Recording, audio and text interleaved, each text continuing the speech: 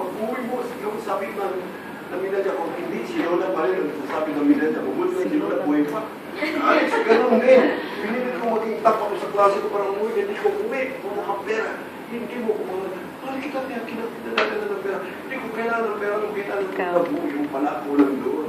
Kaya ang anak niya, dispalinado kasi ang anak niya lang, hindi ko na-ibigay. Yun ang inisip ko. Kaya sabi nyo, pastor, sa tutata na lang ako, kahit sa church namin yan ang sinasabi ko, umuwi na kayo. Pwede yan, umuwi yan. Pauwi na. Pero bakit umuwi, mag-pray kayo, hindi ka pala yung sa church, baka naman wala na ako. Nalungkot na ako kaya pagdadating ko sa church, ako lang.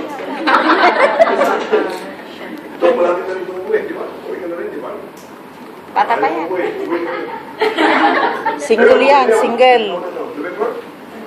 December. Pauwi ng tao. May mga churches kasi na ayaw mo pauwi ng tao. Sinisir ko rin yan. May mga churches na sasabihin mo, hindi ko na tayo paparami kasi hindi karamig yung pastor. Kailangan ko left and right. You are my right, you are my left. And you are my sunshine. Kung may asawa kayo, hindi uwi na nga. At mga Kristyano yan, ha? Yung isira ko sa worldwide. Sinasabi ko yun. Ano yung petas na yun?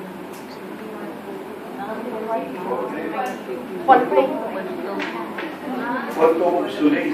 Akala ko is Christian. Or naging Christian. So yun mga sinisir ko sa church sa airport, kung ano yung binibigay sa akin nila na i-share ko yun yung sinisir ko. Hindi ako na church ba ito. Sa araw ito i-share ko. No. Nandyan na lahat yan. Pagdating ko doon, alin dito ang papakain ko sa kanila. So, make preparation. Ano yung preparation? Is preparation. Maging involved kayo sa church lagi dahil nag-gain kayo ng experience doon. Then, ang ano kasi doon, ang isang key doon, i-develop mo personality mo na madali kang maka-approach sa tao. May mga tao kasing, nung hindi pa ako muna kayo maniwala kayo sa akin, ang daming ako sa akin. Ang ganda yun naman. Pero pag nakausap mo na ako, madali na tayong magkapag-kapit niya. Baka ikaw na mag-bite sa kapit ko. Kung pinata ako, kasi umiinom ako na boarding ino, isipin mo bakit na ako na boarding ino. So, at the age of 40, namumuhay na ako mag-isa sa Maynila. Isipin mo kung ano klase buhay ako. Ang pamilya ko lang sa Bicol, nag-isa lang ako sa Maynila, ako lang kamag-anak. Sulo buhay ako. Ako nagpaaral sa sarili ko. Umiinom ako, mga bandan ako, sa Mandaluyong sa crossing, ang tinitirahan ko, mga magnanakaw, bulldower, manluloko. Pero hindi ako sama sa kanila. Kaibigan ko lang sila kasi isang lugar lang kami. Pero hindi ako sama, nag-aaral ako sa gabi. Yung high school, tinapos ko 6 na taon. Paggabi, patatlo-tatlo, dalawang sa pero nag-aaral ako. At pagkatapos noon, yun yung mga experience yung binigay sa akin ng Panginoon na maisishare na yung experience nyo. Yung sinasabi ni Pastor Armenta na personal testimony, yung isishare nyo. At hindi nyo isishare sa isang profesyon. Hindi masusunod ng idiot yun. Kung yung mga portion sa buhay mo, hindi isishare mo, hindi mo binigyan lahat yun. Kaya magtatanong ka, Lord, alin sa mga bagay ng buhay mo isishare sa kanila. Isang araw, nasino ko. Binata pa ako. Kasi sabi ko, develop natin, kanya sabi, develop natin, character natin, personality natin. Madali tayo sa diliwan ng tao. Nasino ko, ating yung isang ganda lang sa Maynila. Nakisindi ako ng sigaw doon sa NC. Pagkalabig ko, pag yung sa akin, tumakbo, napakit sa akin. Kaya mating gabi, tumakbo din ako, tatawag ng pagkain. Bumalik ko, yung pala, at tao, takot sa mga ganun. So, pag Kristiyano ka, manalamig ka talaga, bilang Kristiyano. Huwag naman mahaba ang mahaba lang. Tapos mahaba mo.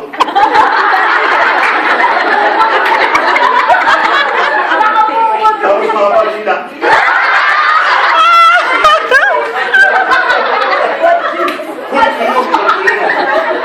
So, yung mga experiences na yung sabi ng Panginoon, yun ang gagawin sa iyo. Marami, hindi ako naubusan doon. Hindi ko pa iba yan kasi marami ka nang naranasan sa Panginoon. Tatanong ko sa ano yung gusto siya doon.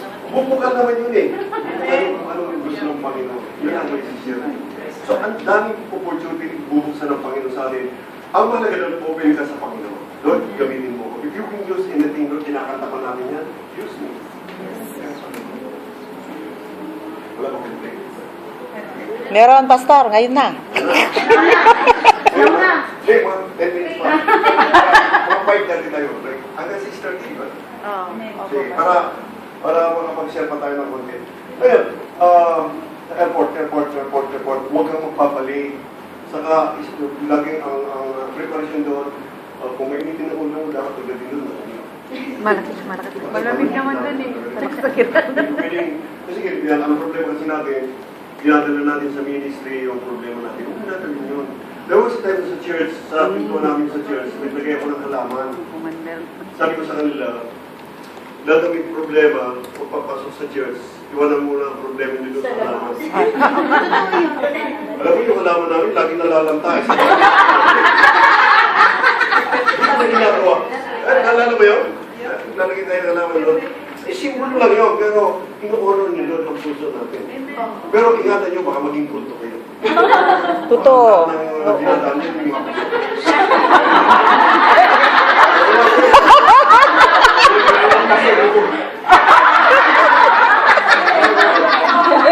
balance. Hindi tayo gumawa ng simbolo na simbolo eh. Magat na simbolo niya, pero balansin mo yun. Kasi sino mo yung gitumbakan, lilo ko sinabalin. O yung ahas. Sabi ko, nato ka na ahas. Tumingin ka lang doon. Sabi ko, tumingin ka. Tumingin sinabi na. Tumingin ano yun. May problema. Di ba pinagawa si Moses ng bronze snake? Ang gagawin doon ng salot ng snake. Pinutuwa sila. Pag lahat matuwa, tumingin doon gagawin. Ang nangyari doon, ang tao kasi madaling masira, madaling tayo maaakay sa mali. So, sinabalin na yung ahas. So, yun ang sinasabi ko na kaya tinigil rin yun kasi natatakot ako na baka sambahin namin halaman. Problema yun. Pero, naging very effective yun kasi naging masigla ang worship namin kasi hindi sila pumapasok na may dalang problema iniwan na lang. Hindi mo kasi simpulismo nga yun. Kung kulang tututuhanin. Baka pati ay mo iwanan mo. Problema yun. So, usually, nagka-counsel ako doon. Pag may time mag-counsel kayo sa tao, napakalaga naman. Kasi kung papansin ninyo, tayo mga OFW ang pinakamataas ang percentage na nakawawa sa kantahan. Noong nasa Saudi ako, kaya na-decision ako umuwi. Yun ang unang bugso ng OFW kami, yung mga unang OFW ng 1970s. Sa Saudi Arabia kami na ako yung dugong Saudi. Laban ang mga pamilya nawasak talaga doon. Kasi yung mga asawa bahay na bigla sa pagdating ng pera, mataas pa ang mataas ang sahod na yung may driver ring, $1,000 yung mga yung mga babae, may kakasino na, ay magigagawa ka talaga doon, nakawas. Sabi ko, tiwala ako sa asawa ko, pero wala akong matiwala sa kapitbahay. Sabi ko sa, wala ko tiwala sa laki ng tiwala ko sa'yo, pero kapitbahay.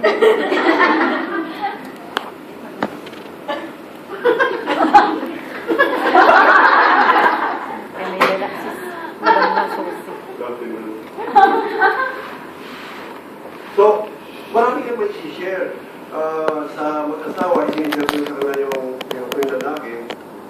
Dahil ako lalaki, alam ko lalaki. Ang lalaki, pag naiwanan mo sa saglit yan, na hindi niya alam kung kailan tawagin. Kaya sabi mo, dalawang kontrata ko yung siya. So, magtitiis yun, dalawang kontrata. Pero pag sinabi mo, tapos na kontrata ko, kailan ka dyan natin, hanggang may na lang. Hanggang may bumipirma. Kasi, pag sinabi ko, hanggang may bumipirma sa'yo, yung lalaki, minig yan eh, basically yan eh. So, mag-aaral niya, ay, magtagal pa pala yun. So, pag may dumaan, papaswitan niya. Ang yung mga babae naman na nawabalik sa pinaswitan. Alam nila. Turo niyo sa amin. Anytime pwede ako umuwi. Kaya mag-prepare ka lagi, ingatan mo pera ko. Pinadadala, ipunin mo yan. May iniipon din ako dito, pero huwag niyo kasama to, yung iniipon mo dyan, nakasahan mo. Anytime pwede ako umuwi. Kasi ito naman, ginagin ko tulad yung umuwi natin dito sa ako. Anytime pwede ako umuwi. Pero kami kasamahan, ayaw ako umuwi, pero umabot din sila ng 60. Pag 60 ka na pala, hindi na pwede dito. Hindi na po. Pwede pa, pastor. Basta sa ambulance. No. Yung insurance kasi. Ay, wala na po. Insurance, nung pumasok ako ng 60, nagagalit ako sa Cebu Pacific nung kasi kumuha ko ng insurance online. Nireject lagi, nagreklamo ako dito. So, sabi mo, uwi daw ako, pagdating doon sa Pilipinas, doon daw ako magreklamo. Punta ako sa Cebu Pacific, sabi ko, bakit ayaw niyo akong bigyan ng insurance? Magbayad naman ako, ano po, 60 na ito. Hindi na po tinatanggap ng insurance sa state. Hanggang 65 yata po. Hindi, 60 na ngayon. 61 na ako. Pasalamat ko na sa Diyos.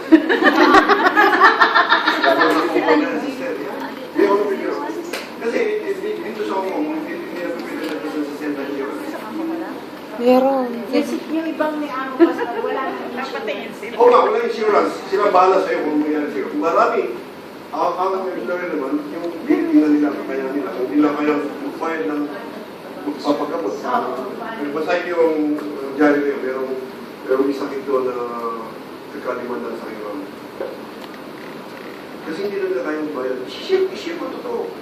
May mga exemption. Kayo po exemption kayo. Hindi kayo ang standard. Hindi kayo ang norm. Salamat Oo. tayo na.